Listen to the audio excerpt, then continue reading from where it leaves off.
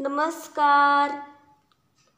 भगवान भोलेनाथ हे देवाचे देव आहेत. महादेवाच्या मंदिरात जेव्हा आपण जातो, तुम्ही पाहिले असेल की शिवलिंगावर एक पाण्याचा कलश असतो. त्यातून थेंब थेंब पाणी शिवलिंगावर पडत असते. यामागील कारण तुम्हाला माहीत आहे का? अवघ्या काही दिवसावर महाशिवरात्रीचा उत्सव येऊन ठेपलेला आहे. येत्या बुधवारी 26 मार्चला महाशिवरात्रीचा सण साजरा करण्यात येणार आहे. माघ महिन्यातील महाशिवरात्रीचा माघ कृष्ण चतुर्दशी तशी खास मानली गेलेली आहे.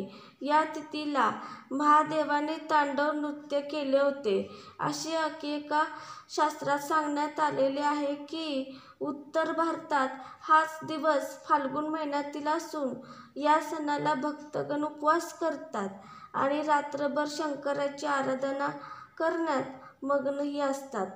देवाचा देव महादेव यांची आराधना केल्यानंतर जीवनात सुख समृद्धीही नांदते. महादेव जेवढे क्रोधित होतात तेवढेच ते भोलेनाथ या नावानेही ओळखले जातात. कारण भगवान शंकर हा कोमल हृदयाचा आणि करुणा असलेला देव मानला गेला. पण जेव्हा आपण महादेवाच्या मंदिरात जातो तेव्हा शिवलिंगावर एक पाण्याने भरलेला कलश असतो. त्यातून थेंब थेंब पाणी शिवलिंगावर पडत असते.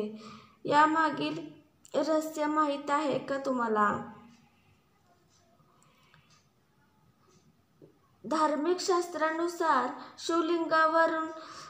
शिवलिंगावरील कलशातून पाणी टपकायचे रहस्यही सांगण्यात आलेले आहेत की शिवपुराणात असं सांगण्यात आले की महादेवाने समुद्र मंथनाच्या वेळी 14 रत्नांपैकी एक विष बाहेर पडले.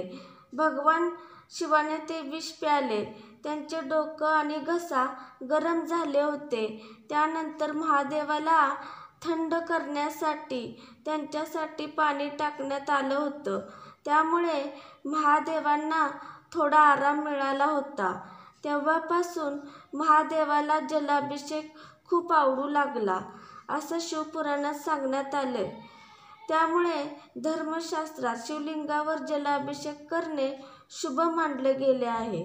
त्यामुळे महादेवाचे डोके आणि घसा थंड ठेवण्यासाठी शिवलिंगाच्या वर पाण्याचे कलश ठेवण्यात येते. त्यामुळे 24 तास शिवलिंगावर थेंब थेंब पाणी पडत राहते. असेही मानले जाते की जो भक्त शिवलिंगावर जलाभिषेक करतो त्याच्यावर भगवान शंकराची कृपा सदैव राहते. असेही भगवान शिवावर उष्णतेच्या मोठ्या प्रभावामुळे भगवान शिव देखील खूप क्रोधित होतात, ज्याला हलाहल म्हणतात. म्हणून असे केले जाते की जेणेकरून क्रोध शांत होईल आणि मन, मेंदू आणि शरीर थंड होईल. जो व्यक्ती घागर दान करतो, जो घागरात छिद्रही करतो, त्यात पाणी भरतो आणि भगवान शिवावर ठेवतो आणि थेंब थेंब पाणी ओततो, त्याच्यावर भगवान शिवाचे विशेष आशीर्वाद आहेत.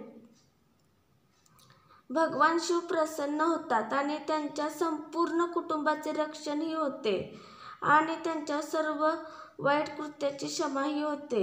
मंदिरातील शिवलिंगावर टपकणारे पाणी एका छोट्या नळीतून बाहेर पडते, हे तुम्ही पाहिले असेल.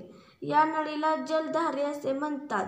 धार्मिक शास्त्रानुसार कोणत्याही मंदिरात शिवजींना प्रदक्षिणा घालताना जलधारी ओलांडू नये, जलधारी ओलांडला जाऊ नये म्हणून महादेवाला नेहमी अर्धीच प्रदक्षिणा घातली जाते.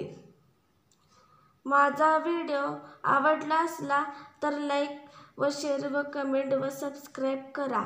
धन्यवाद. श्री स्वामी समर्थ.